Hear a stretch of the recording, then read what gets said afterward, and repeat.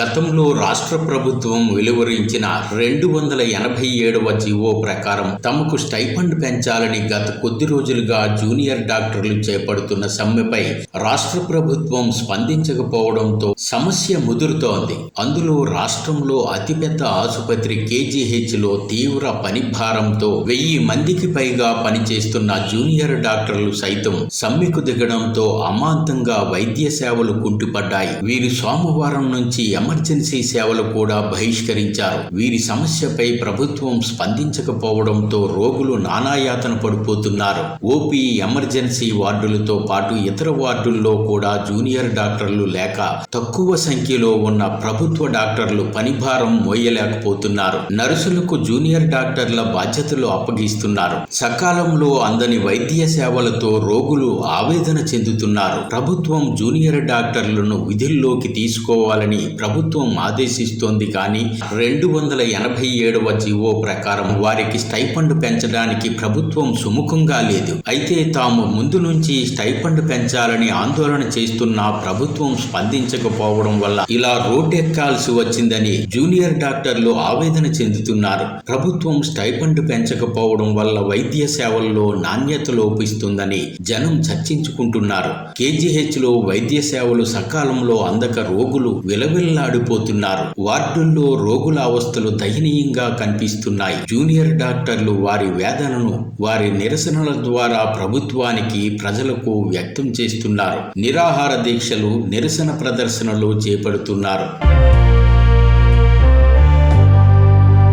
ఆంధ్రప్రదేశ్ ప్రభుత్వం వార్షిక బడ్జెట్లో 3,32 కోట్ల నిధులను రాష్ట్ర సంక్షేమానికి కేటాయించింది. అందులో స్త్రీ శక్తి పథకానికి 1,420 కోట్ల నుంచి 1,942 కోట్ల నిధులు కేటాయించింది. ఆయువు పట్టులా పనిచేస్తున్న జూనియర్ డాక్టర్ల స్టైఫండ్ పెంపు కోసం ఏడాదికి 586 కోట్లు మాత్రమే వెచ్చించింది. 9,501 మంది జూనియర్ డాక్టర్లు పనిచేస్తే కేవలం 49 కోట్లు మాత్రమే విడుదల చేస్తున్నారు. వీరికి స్టైఫండ్ ఇబ్బంది రాకుండా గతంలో ముఖ్యమంత్రి డాక్టర్ వైఎస్ రాజశేఖర రెడ్డి 287వ జీవోను జారీ చేసి వెళ్లిపోయారు. ఆ ప్రకారం 2 ఏళ్లకో మారు జూనియర్ డాక్టర్లు అడగకుండానే 15% చొప్పున స్టైఫండ్ పెంచాల్సి ఉంది. కానీ ఆ తర్వాత వచ్చిన ముఖ్యమంత్రులు ఆ జీవోను అమలు చేయడానికి జూనియర్ డాక్టర్లకు చొక్కులు చూపిస్తున్నారు.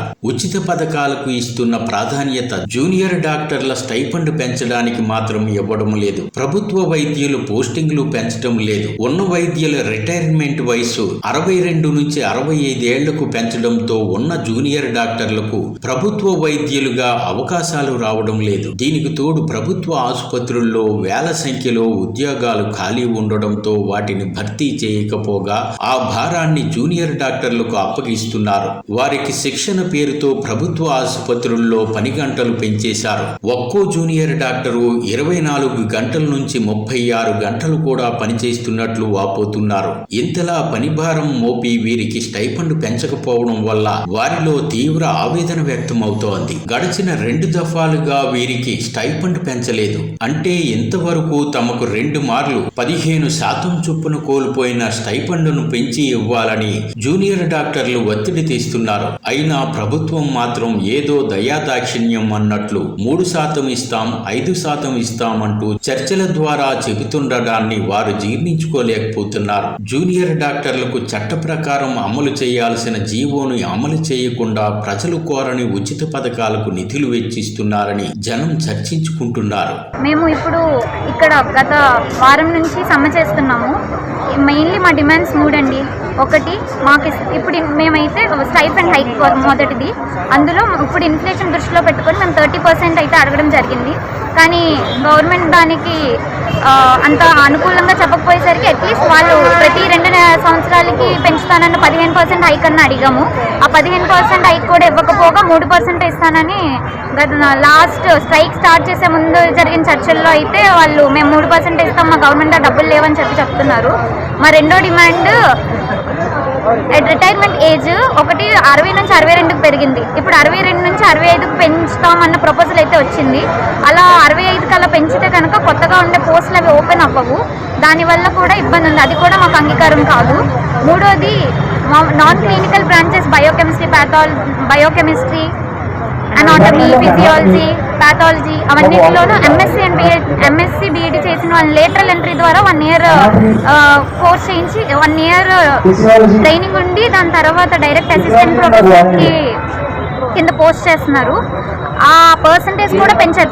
అంటే ప్రీవియస్గా అయితే పీజీస్ ఆ డిపార్ట్మెంట్స్లో తక్కువ ఉండేవారు, సీట్లు ఉండేవి కాదు. కాబట్టి అప్పుడు లెక్చరర్స్ ఉండాలి కాబట్టి వర్కౌట్ అయ్యింది. ఇప్పుడు ఆ పర్సంటేజ్ పెంచితే ఆల్రెడీ నాన్ క్లినికల్ బ్రాంచెస్ మీద ఇంట్రెస్ట్ ఉండి తీసుకున్న వాళ్ళు చాలా మంది ఉన్నారు. టీచింగ్ ప్రొఫెషన్ నాన్ క్లినికల్ తీసుకుని టీచింగ్లోకి వెళ్ళాలనుకున్న వాళ్ళు ఇంట్రెస్టెడ్ చాలా పీపుల్ ఉన్నారు. వాళ్ళకి ఆపర్చునిటీస్ అనేది తగ్గిపోద్ది. వాళ్ళు ఎవరైతే 5.5 years ఎంబీబీఎస్ చేసి 3 years పోస్ట్ గ్రాడ్యుయేషన్ చేసి 1 year ఎస్ఆర్షిప్ చేసి అప్పుడు అసిస్టెంట్ ప్రొఫెసర్ పోస్ట్ వాళ్ళకు ఓపెన్ అవుతాయి. వాళ్ళకు లేటరల్ ఎంట్రీలో కనుక పెంచితే వీళ్ళకి ఆపర్చునిటీస్ తగ్గిపోతాయి.